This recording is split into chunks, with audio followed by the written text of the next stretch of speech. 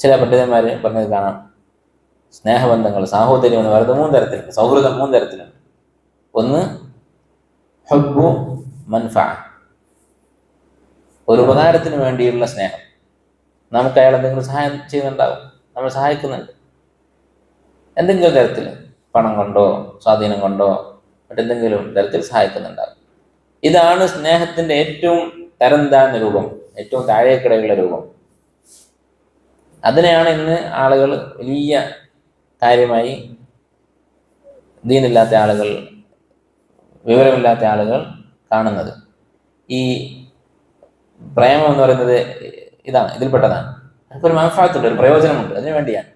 അതിനെ ഭയങ്കര മഹത്വവൽക്കരിച്ചിട്ടാണ് സാഹിത്യവും സിനിമയും സംഗീതവും ഒക്കെ പരിചയപ്പെടുത്തുന്നത്, പഠിപ്പിക്കുന്നത്. യഥാർത്ഥത്തിൽ ഇസ്ലാം എന്ന് പറഞ്ഞാൽ ഇസ്ലാമിൽ കാപട്യമില്ല. ഒരു പുരുഷൻ എന്തിനാണ് ഒരു സ്ത്രീയെ ഇഷ്ടപ്പെടുന്നത്? അവന്റെ ശഹവത്തിന് വേണ്ടിയാണ്.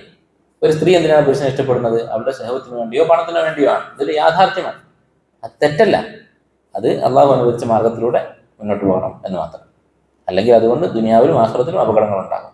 ഇത് വലിയ സംഭവമൊന്നുമല്ല, വളരെ പുകഴ്ത്തി പറയേണ്ട ഒരു കാര്യമൊന്നുമല്ല. ഹലാലായ മാർഗത്തിൽ അള്ളാഹുവിൻ്റെ വജ്ഹ് ഉദ്ദേശിക്കുക എന്നുള്ള ആ നെയ്യത്ത് കൂടുതൽ കൂടെ ഉണ്ടെങ്കിൽ അത് പുകഴ്ത്തേണ്ട കാര്യമാണ്. അതല്ലാതെ ഫിദാത്തിഹി, അത് സ്വന്തം നിലക്ക് വലിയ മഹത്വമുള്ള കാര്യമല്ല.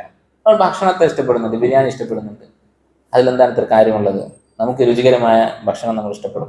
അതുപോലെ തന്നെയാണ് സ്ത്രീ പുരുഷന്മാർ തമ്മിലുള്ള ഇഷ്ടമെന്ന് പറയുന്നത്. അതിന് യാതൊരു മഹത്വവുമില്ല.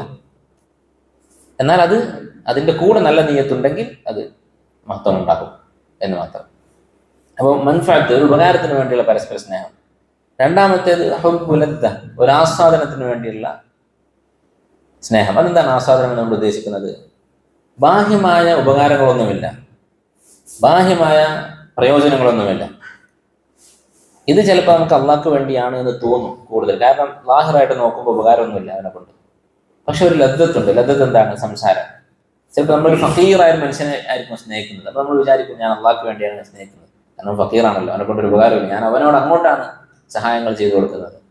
പക്ഷേ കൂടുതൽ നമ്മൾ മനസ്സിൻ്റെ ഉള്ളിലേക്ക് നോക്കിയാൽ മനസ്സിലാകും, അവൻ്റെ കൂടെ ഇരുന്നിട്ട് സംസാരിക്കുന്നതിൽ നമുക്ക് ലദ്ദത്ത്. ചിലപ്പോൾ അവൻ്റെ മുമ്പിൽ ഫഖ്ർ കാണിക്കുന്നതിലായിരിക്കും ലദ്ദത്ത്. അവനങ്ങനെ കാണുമ്പോൾ അവൻ്റെ ദാരിദ്ര്യവും നമ്മുടെ അവസ്ഥയും, നമ്മളെ ഉയർന്ന അവസ്ഥയും അത് താരതമ്യം ചെയ്യുന്നതിൽ നമ്മളൊരു സുഖം കാണുന്നുണ്ട്. ഇങ്ങനെ എന്തെങ്കിലുമൊക്കെ ലദ്ദത്തുണ്ടാകും, ആസ്വാദനം ഉണ്ടാകും. അതും യാതൊരു വിലയുമില്ലാത്തതാണ്. മൂന്നാമത്തേത് ഹുബ്ബു ഫദീല, നമ്മൾ സ്നേഹിക്കുന്നത് ആരെയാണോ അവനിൽ ഒരു ഫദീലത്ത്, ഒരു ശ്രേഷ്ഠത, ദീനിയായ ഒരു മികവ് കണ്ടിട്ട് സ്നേഹിക്കുക. അവൻ ഇബാദത്തുള്ളവനാണ്, ദീനുള്ളവനാണ്, അമാനത്തുള്ളവനാണ്, നല്ല അഖ്ലാഖുള്ളവനാണ്. അത് കണ്ടിട്ട് അള്ളാഹുവിന് വേണ്ടി അവന് ശരിയായ അഖീദയുള്ളവനാണ്, അതാണ് ഏറ്റവും പ്രധാനം. അതിൻ്റെ പേരിൽ നമ്മൾ ഒരാളെ സ്നേഹിക്കുന്നത്. അതെപ്പോഴാണ് തെളിയുക? അവൻ എന്തെങ്കിലും തെറ്റ് ചെയ്താൽ, മനുഷ്യ സഹജമായ തെറ്റുകളല്ല, അവൻ്റെ ഈ അഖീദയെ ബാധിക്കുന്ന തരത്തിലുള്ള വഴികേടുകളിലേക്ക് പോയാൽ, അല്ലെങ്കിൽ അവൻ്റെ ഇസ്തിഖാമത്തിന് ബാധിക്കുന്ന ഫിസ്ക്, ഫുജൂർ, തൗബ ചെയ്യാതെ ലാഹിറായ മാസിയത്തുകളിൽ ഉറച്ചു നിൽക്കുന്ന അവസ്ഥയ്ക്ക് വന്നാൽ നമ്മൾ അവനെ ഒഴിവാക്കും. മനസ്സിലാക്കാൻ അവനെ നമ്മൾ സ്നേഹിച്ചത് അള്ളാഹുവിന് വേണ്ടിയാണ്. ഇത് വലിയൊരു അമലാണ്, അള്ളാഹ്ക്ക് വേണ്ടി സ്നേഹിക്കുക എന്നുള്ളത്. അതുകൊണ്ട് ദുനിയാവിലും ആഖിറത്തിലും വലിയ ഉപകാരങ്ങളുണ്ടാകും. ദുനിയാവിലെ ഉപകാരം എന്താണ്? നമുക്ക് അത്തരം സഹോദരങ്ങളുടെ സ്വഭാവം പകരും, അവരുടെ ദീൻ നമുക്ക് കിട്ടും. അൽമർഉ അലാ ദീനി ഖലീലിഹി, ഒരു മനുഷ്യൻ തന്റെ സഹോദരന്റെ ദീനിലായിരിക്കും എന്നാണ് നബി സല്ലല്ലാഹു അലൈഹി വസല്ലം പറഞ്ഞത്. ഫലൻദുർ അഹദുക്കും മൻ യുഖാലിൽ, അതുകൊണ്ട് നിങ്ങൾ ആരെയാണ് സുഹൃത്താക്കുന്നത് എന്ന് സൂക്ഷിച്ചു കൊള്ളുക എന്ന് പറഞ്ഞു. അപ്പൊ അവന്റെ ദീൻ നമുക്ക് കിട്ടും. നിങ്ങൾ ആലോചിച്ച് നോക്കൂ, തഹജ്ജുദ് നമസ്കരിക്കുന്ന ഒരു സഹോദരൻ, സ്ഥിരമായി തഹജ്ജുദ് നമസ്കരിക്കുന്ന ഒരാൾ, അങ്ങനെയുള്ള ഒരാളുടെ കൂടെ നടന്നാൽ നമുക്കും അത് പകരാൻ സാധ്യതയുണ്ട്. കാരണം അവൻ രാത്രി നമ്മുടെ കൂടെ കുറേ സമയം ഇരുന്ന് സംസാരിക്കുകയില്ല, അവന് രാവിലെ തഹജ്ജുദ് നമസ്കരിക്കണം. അപ്പോൾ നമുക്ക് ആദ്യമൊക്കെ വിഷമം ഉണ്ടാകും ഇവൻ നമ്മുടെ കൂടെ ഇരിക്കാത്തത്. പക്ഷെ പതുക്കെ നമ്മളും ശീലിക്കും. അങ്ങനെ ആയാലോ, അല്ലെങ്കിൽ ഖുർആനെ ഹിഫ്ളാക്കിയിട്ടുള്ള, അത് നിലനിർത്താൻ വേണ്ടി പരിശ്രമിക്കുന്ന ഒരു സുഹൃത്ത് ഒരുമിച്ചിരിക്കുകയാണെങ്കിൽ കുറച്ച് സമയം ഖുർആൻ കേൾക്കാമോ എന്ന് ചോദിച്ച് നമ്മളെ കൊണ്ട് അവൻ്റെ ഹിഫ്ള് പരിശോധിപ്പിക്കും, അല്ലെങ്കിൽ നമ്മളെ ഖുർആൻ പഠിപ്പിക്കാൻ പ്രോത്സാഹിപ്പിക്കും. അവനൊരു ഹർഫ് ഖുർആനിൽ മറന്നു പോകരുത് എന്നുള്ള വാശിയുണ്ട്.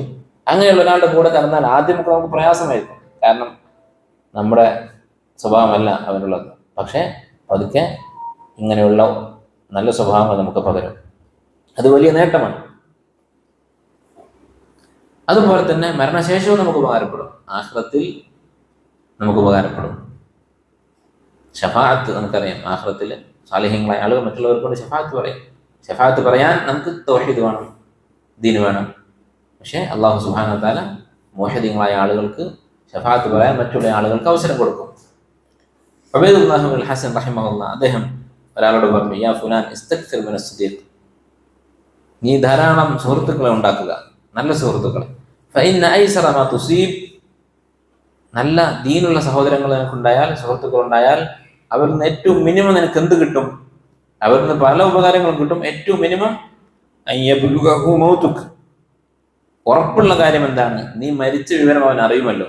നീയാണ് ആദ്യം മരിക്കുന്നതെങ്കിൽ നിന്റെ മരണ വാർത്ത അവൻ അറിയും. സുഹൃത്താണെങ്കിൽ ഫയദ്ഉലക്, അവൻ നിനക്ക് വേണ്ടി പ്രാർത്ഥിക്കും. അതെന്തായാലും ഉറപ്പാണ്. നമ്മുടെ സുഹൃത്ത് മരിച്ചാൽ നമ്മൾ പ്രാർത്ഥിക്കാതിരിക്കുകയില്ല. അപ്പോൾ നല്ല കുറേ സുഹൃത്തുക്കൾ നമുക്കുണ്ടെങ്കിലോ അവരുടെയൊക്കെ ദുആ നമുക്ക് കിട്ടും. ഖാല അബ്ദുല്ലാഹ് ബിൻ മസ്ഊദ് റളിയല്ലാഹു അൻഹു, അബ്ദുല്ലാഹ് ബിൻ മസ്ഊദ് റളിയല്ലാഹു അൻഹു പറഞ്ഞു, യഅ്തബിറു അന്നാസ ബിഅഖ്ദാനിഹി, ജനങ്ങളെ അവരുടെ ആത്മ സുഹൃത്തുക്കൾ വഴി നിങ്ങൾ വിലയിരുത്തുക. ഒരാളെ കുറിച്ച് അറിയണമെങ്കിൽ, അവന്റെ നിലവാരം അറിയണമെങ്കിൽ അവന്റെ അടുത്ത സുഹൃത്ത് ആരാണ് എന്ന് നോക്കിയാൽ മതി. ഫഇന്ന റജുല യുഹാദിറു മൻ യുഅ്ജിബുഹു നഹ്വു, കാരണം ഒരു മനുഷ്യൻ സുഹൃത്താക്കുക ആരെയാണ്? അവന്റെ പ്രവൃത്തി ഇഷ്ടമുള്ളവനാണ്. അഥവാ ഒരാളുടെ പ്രവൃത്തികൾ നമുക്ക് ഇഷ്ടമുണ്ടായാലാണ് അവൻ നമ്മൾ സുഹൃത്താക്കുക. അപ്പോൾ നമ്മളും അവന്റെ വഴിയിലാണ്, അവന്റെ രീതി നമുക്ക് ഇഷ്ടമുള്ളത് കൊണ്ടാണ് നമ്മൾ അവനെ സുഹൃത്താക്കുന്നത്. ചില ആളുകൾ പറയും അവരേറ്റവും അടുത്ത സുഹൃത്ത് ദീനിന്റെ ശത്രുക്കളായിരിക്കും.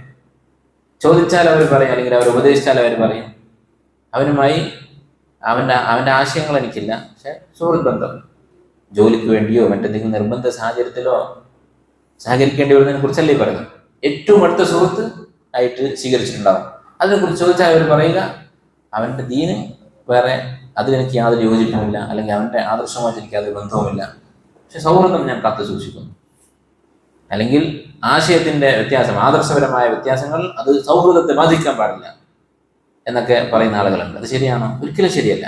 ഒരാളുടെ ദീനും അവന്റെ ആദർശവും അതിനോട് യോജിപ്പുള്ളത് കൊണ്ടാണ്, അല്ലെങ്കിൽ ഏറ്റവും കുറഞ്ഞത് അതിനോട് വെറുപ്പില്ലാത്തത് കൊണ്ടാണ് നമ്മൾ അവനെ സുഹൃത്താക്കുന്നത്. ഇത് എൻ്റെ വാക്കല്ല, അബ്ദുല്ലാഹി ബിൻ മസ്ഊദ് റളിയല്ലാഹു തആല അൻഹു പറഞ്ഞിട്ടുള്ളതാണ്.